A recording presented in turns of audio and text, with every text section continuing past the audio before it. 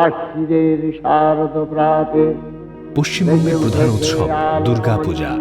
অত্যাচারী মহিষাসুরকে পরাজিত করে দেবী দুর্গার জয়ের প্রতীক হল দুর্গোৎসব। বাঙালি হিন্দুদের বছরের বৃহত্তম উৎসব হল দুর্গাপূজা।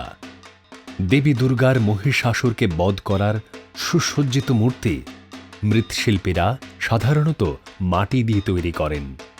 সমগ্র পশ্চিমবঙ্গের বিভিন্ন জায়গায়, সাধারণত খোলা স্থানে, বাঁশ এবং কাপড় দিয়ে মূর্তি রাখার জন্য বড় বড় প্যান্ডেল এবং অস্থায়ী মন্দির নির্মিত হয়। দেবী দুর্গার মূর্তি 5 দিন ধরে পূজিত হয় এবং তারপর বিরাট শোভাযাত্রা সহকারে স্থানীয় নদীতে বিসর্জন দেওয়া হয়।